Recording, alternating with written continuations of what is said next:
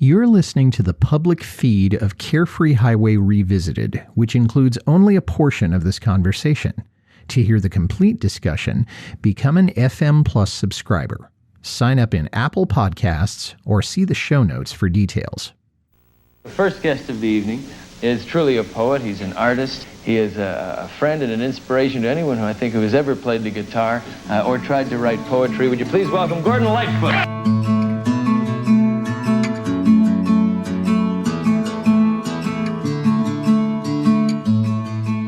Made a grab at anything. The earth was gone, and I was on a vicious circle then. And I have to think that the vicious circle was him grabbing at anything, which could mean any opportunity to get his music out there, also at any person that would accept him, because we know he was very easily taken in by females. Yes. He sure was. And the vicious cycle was that he wasn't finding what he sought, whether that was love or acceptance or whatever. And what he did not realize when he was that young, and that most men realize, is that they can get sex from any woman, but they can't get love from every woman, and they can't get contentment from just any place. And I think that's another great view, because it also brings, I think, into the forefront, after Brita, after that, the marriage was over, he was going from woman to woman. You almost feel that it wasn't necessarily like he was just sleeping around. There seemed to be this intense insecurity in being alone. And if a woman says she loves me, of course, logically, I know that's not true because we don't really know each other, but she's a warm body for the night. Or in longer relationships, those were also formed only with either they were fans or they worked for somebody he knew up until his last marriage. But prior to that, he got Kathy Smith. Well, she was working at the riverboat, and it was Ian who sort of introduced her to him. And then you go through all these other women. One of the ladies that he loved, he met her in the middle of one of his concerts. She had been up on the front of the stage taking photos of him. She wasn't pressed. She didn't have a pass. So security grabbed her and they were dragging her away. And of course, he's a sucker for a blonde. And that's what she was. He halts the concert, tells them to unhand her. She ends up backstage. And it seemed like he didn't have relationships afterwards that were on equal footing, the way that he had with Rita. Oh, yeah. Which is not to put those other women down. Absolutely not. They all cared about him, and he made it very difficult, but I definitely do not want to put any of them down. No, but I think it also speaks to him realizing on some level that these women are vulnerable and I need acceptance. And that, again, is not to throw stones at him because he's a human being. We all make mistakes, but there may be some psychology going on there. Yeah, and I think the difficulty with this song, why it's sort of hard to approach, is you don't want to tear the guy down, but you don't want to tear down any other women as well. But you kind of have to look at the place he was at that time in his head, and that he wasn't going to come out the other end for quite a while. No, and it's going to take getting older, but it's going to take also other incidents for that to happen. After I'd gone and let myself surrender, I didn't want to die at all. I thought I'd live forever. And it sounds like he's talking about surrendering. Okay, I'm going to fall in love with this person, or allow myself to fall in love with Britta. He didn't want to die at all. And on one level, that means at some point he did want to die. But it also goes to the feeling of a young man in love when you are just feeling like nothing can stop you. And women feel that way too. I'm only speaking from my own experience. No, I'm just saying it's interesting because it's a feeling of this loss of control, this giddiness, a euphoria.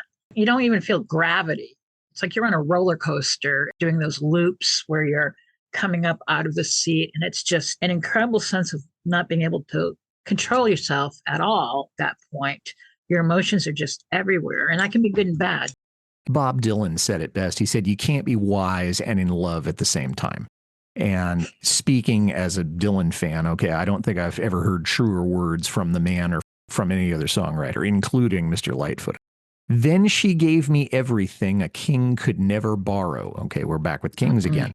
But I twisted all her gifts. Her wisdom was my sorrow. So he is right here lauding her contribution to his life. You talked about the investments that she made. You talked about the patience that she had had with him and with him being gone. And as we find out later, he was in and out of affairs on the road. But then he's also kind of taking responsibility for wrecking this relationship. Now, you said that the divorce wouldn't come down, but he realizes the mistakes that he's made. And he's realizing he doesn't deserve this, like I mentioned earlier. I love the lyric that says, twisted all her gifts. I thought, wow, what would that have looked like? And I'm not sure I really want to know because it's none of my business, but I just love the way that you phrased that. It's something that you know in your mind that you know what he's talking about. And it's so private. Again, you don't want to give words to it, but he is a writer who broke a rule that songwriters are taught never write about anything that's too personal. You'll make the audience uncomfortable. But he continually broke that rule and did it successfully. What a line. And I twisted all her gifts. We don't need to know. We can imagine. And I think it goes back to imagery too, and just the perfect word choices. I don't know that it was too personal because he wasn't giving sordid details, but he said it in just the right way. And again, it's probably that workhorse mentality. Okay, how is the exact way that I'm going to get this across? What words am I going to use to do that? So I left her crying and roamed across the river. The angels offered me their hands, but I could not forget her. Now, as usual here, I'm going to read too much into this.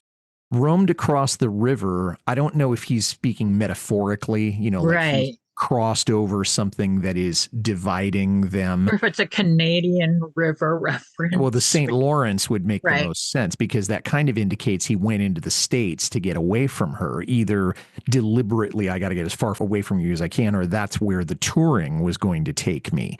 Because let's face it, there's an enormous market in the States, was then, is now, arguably bigger than the one in Canada. And certainly in those days, with the economic ability to buy stuff, I don't know if the Canadians didn't have that. I'm only speaking by... Well, I can speak to that a little bit. I was right on the border, so he benefited actually greatly from the Canadian rule, which I think you probably know, the radio rule. Yeah. The content rule. So he was actually doing pretty good for himself, even though he wasn't famous in America. Plus, he had all those covers. And that was generating a ton of money, or the recordings rather, the songs. So he was relatively, with the help of Rita again being very money smart, doing quite well. I'm not sure that America necessarily was something he wanted to conquer. He sometimes had a lapsdaisical attitude about exactly what he wanted. Oh, no, I'm not saying that he deliberately said, I'm going to go out and conquer the United States. I'm just saying that there was money there. There were listeners there. Can you say a little bit more about the content rule? Because I know that most of my listeners are not in Canada, so they don't necessarily know what that means. Well, back in 1973, there wasn't enough Canadian music being played on Canadian radio. So the government came up with what was called the 70-30 rule. And that is that radio stations in Canada had to make sure that at least 30% of their musical content was Canadian. By Canadian artists. By Canadian artists, thank you. And actually some radio stations that were on the border states, like New Hampshire, I think there was Vermont and a couple of others. We also had radio stations in the States right on the border who followed that rule. They didn't necessarily legally have to, but they were kind of fell into it, especially in New Hampshire, which is nicknamed Little Canada. We got a lot of Canadian influence here, interestingly enough. And I remember growing up, it was really normal to hear the French, Canadian, Quebec musicians who are on the radio. But in Canada, 30% had to be Canadian musicians. Okay. And that's kind of how he got into this sort of joke with Anne Murray that we're the only two people they ever play in Canada. I also can appreciate something that you and I have talked about, that Gordon remains steadfastly Canadian in a way that many of his counterparts didn't. We hear about people who move to the States and they never come back, or they become American citizens, or they are just working in the States so much that they never end up going home again, and they lose their identification with Canada, except on paper. And I think, too, with Gordon, when he passed away, I can tell you that the sense and the feeling, we didn't lose somebody, this famous musician.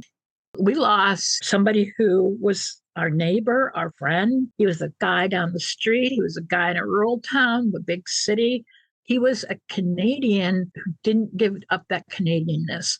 He didn't abandon us. He didn't end up going to Detroit or upstate New York like Joni and Neil. Not anything against them, but I can tell you that when their time comes where they pass on, it's not going to be the same sense of loss.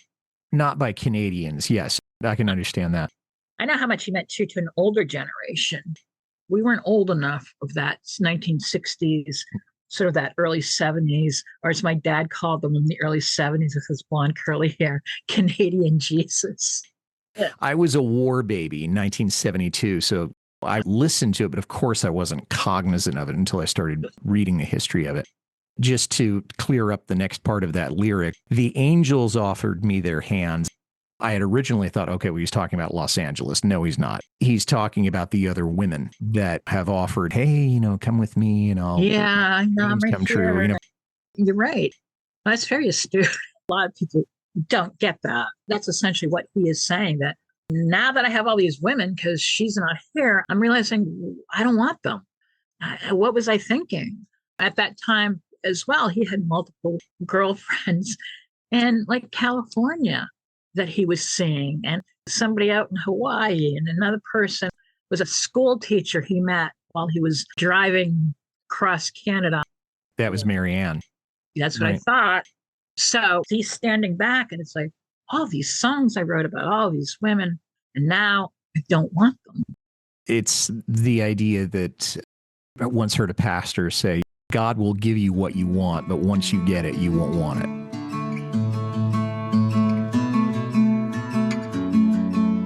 Well, that's all the time we have for here in the public feed. If you'd like to hear the rest of this conversation, along with all of our other extended and bonus episodes, become an FM Plus subscriber. Sign up in Apple Podcasts or at fmpods.com. You can see the show notes for details.